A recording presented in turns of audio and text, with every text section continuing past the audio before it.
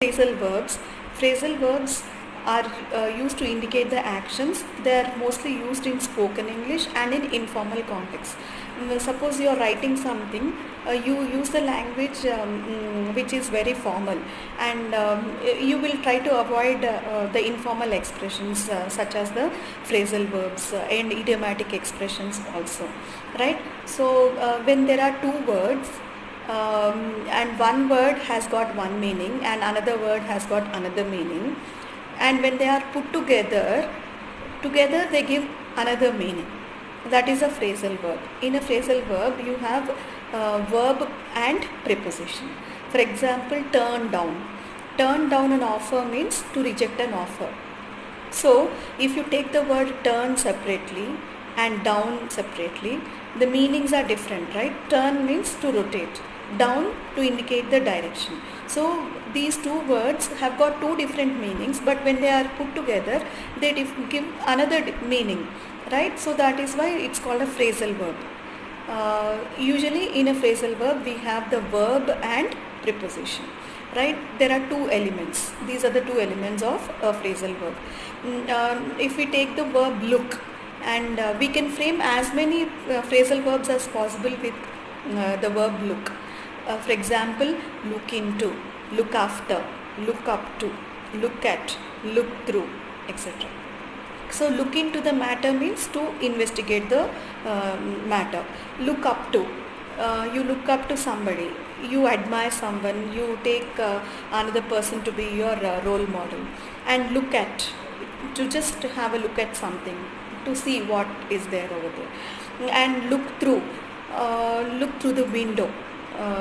And look after, you look after somebody, right? You take care of somebody. Similarly, turn on, turn off. So turn on the tap is there and we turn on the tap, and turn off the tap, right? Switch on, switch off. Switch on, we have the switchboard and we have the various switches, so we switch on the light, we switch off the light, right? And egg on, EGGON, egg on is to force somebody to do something. And take the verb break. With break we can form as many phrasal verbs as possible. Break into, the thief broke into the house, he just entered with a lot of force. And then break down, the bus broke down in the middle of the forest, means it stopped functioning.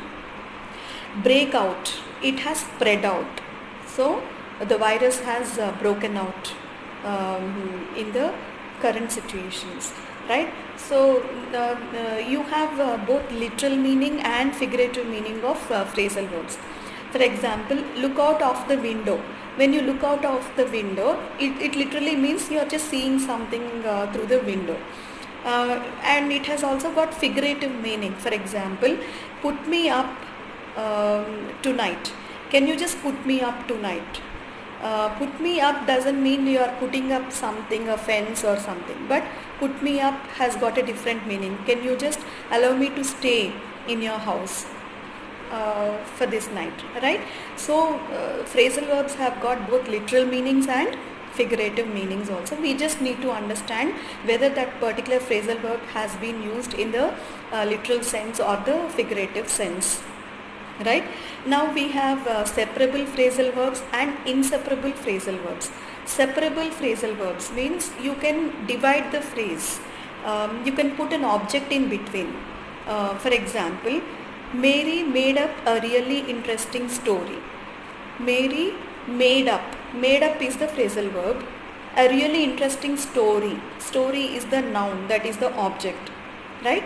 Now we can also break this sentence, break the phrasal verb and write it in this way. Mary made the story up. So Mary made the story up. So you are breaking the phrasal verb made up and you are putting story in between. Made the story up. Made is a verb, story is the noun, that is the object, and up is the preposition. So she made up the story, she made the story up. Both are used. So when you can break a phrasal verb by placing an object or a noun in between, then it is called a separable phrasal verb. When you can't break the phrasal verb and you can't put any other object in between, it is called an inseparable phrasal verb.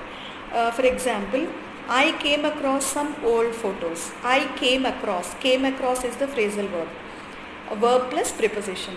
So now if we divide this, I came some old photos across. That is totally wrong. You can't break it. The meaning is lost. So such type of phrasal verbs which can't be separated, the words in the phrasal verbs, if they can't be separated, they are called inseparable phrasal verbs.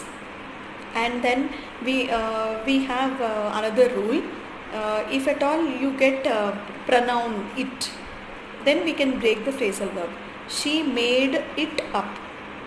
She made up it is wrong. She made it up. She put it down. She put down it is wrong. She put it down. Whenever we have a pronoun, then the pronoun should come in between the verb and the preposition. And there are some phrasal verbs which have got 3 words also. For example, look forward to. I look forward to meeting you. Look forward and to. Look is the verb, forward is the adverb, then to is the preposition. Right? So like this we have different uses of the phrasal verbs. So phrasal verbs, whatever meaning is given to these phrasal verbs, it is by convention. Sometimes we cannot even decode why that particular meaning has been assigned to that particular phrasal verb. And